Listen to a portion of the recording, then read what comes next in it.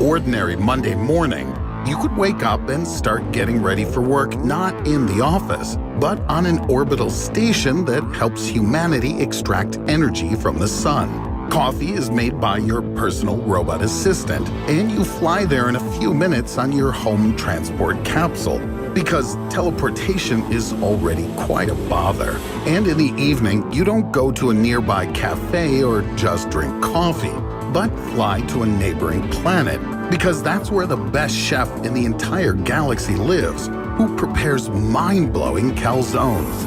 What if I told you that you could live to see such a day? Back in 1964, the Soviet scientist Nikolai Kardashev created a scale that classifies global civilizations according to their level of development. He determined that the progress of society depends on two things: energy and technology. The more energy a civilization has, the more technology it can create. And the more useful technologies are created, the more new energy can be controlled. Unfortunately, humanity, with all its achievements, SpaceX, iPhones, and Amazon, still hasn't even reached the first level of this scale. We now proudly occupy the position of a zero-level civilization. How much do we need to do to reach the first level? According to data on global energy consumption, we've passed only 0.16%. To make this clearer, if we compare the level of humanity to a dive into the depths of the Mariana Trench, we have barely wet our feet running away from the wave. We'll reach the first level when humanity learns to extract energy from everything on the planet. Imagine that we'll be able to control earthquakes, tsunamis, and the force of gravity. We'll be able to extract energy from everything around us. Probably there'll be such professions as electrician of ocean waves or tamer of the movement of continental plates. Sounds cooler than manager.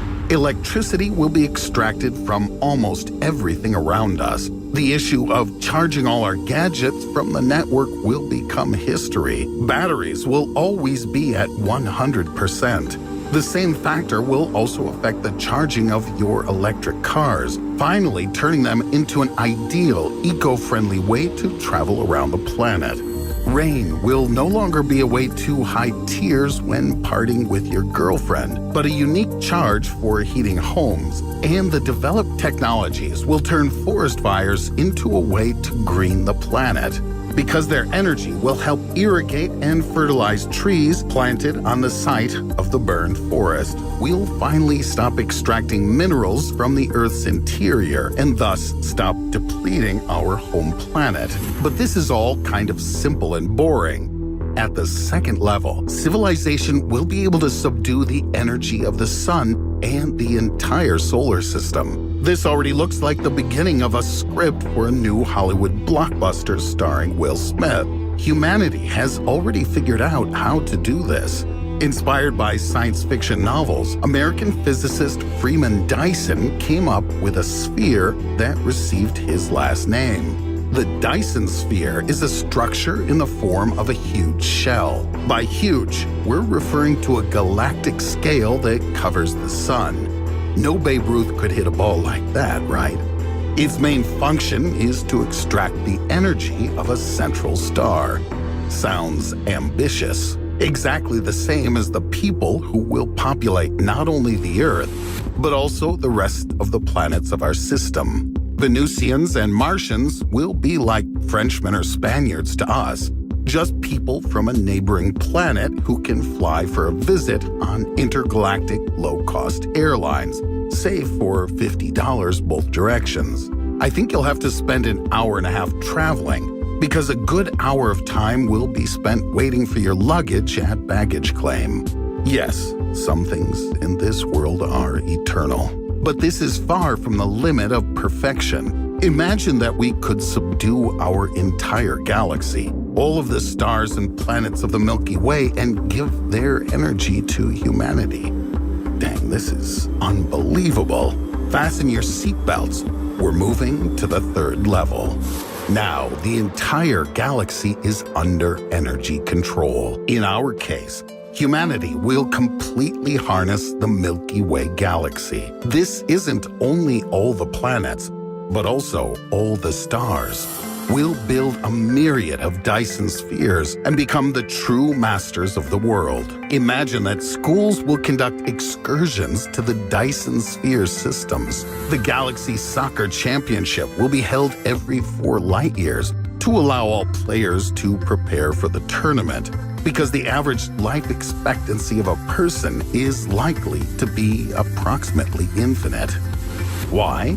Don't forget that energy storage is now possible not only in material media, but also inside each person. Each of us is a small battery that is constantly being fed. Even the usual dinner, instead of being a mandatory procedure, will turn into a way of passing time and spent for your own satisfaction. My grandmother's phrase, "If you don't want to eat, don't eat," takes on a whole new meaning.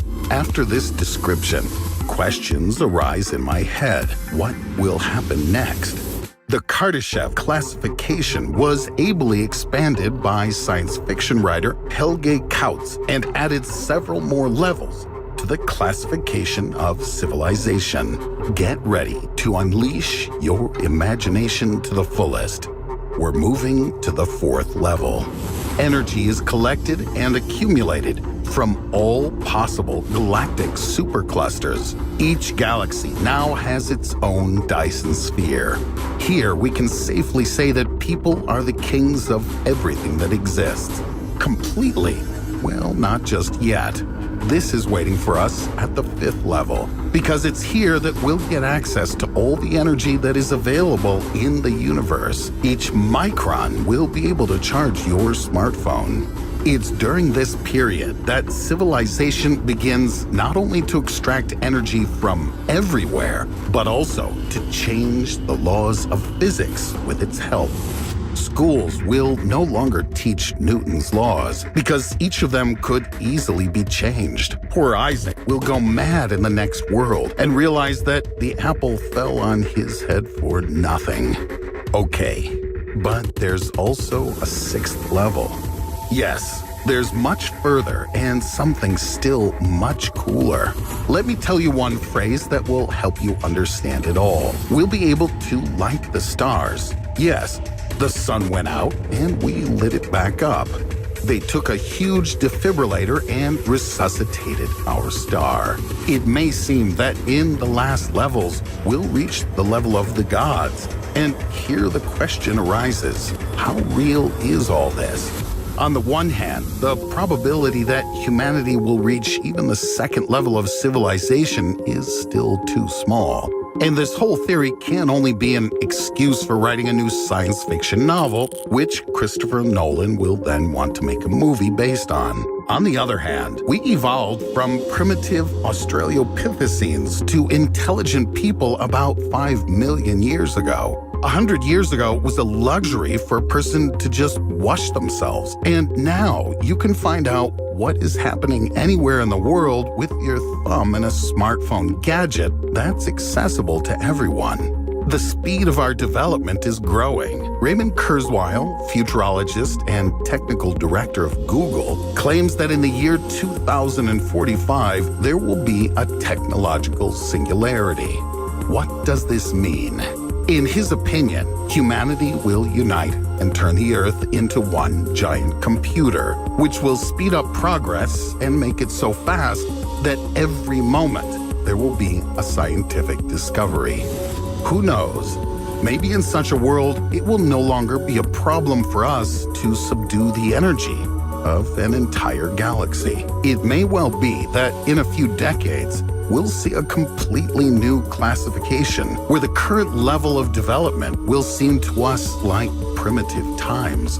I hope that science and man's quest for knowledge will open up possibilities that we can't even guess at yet.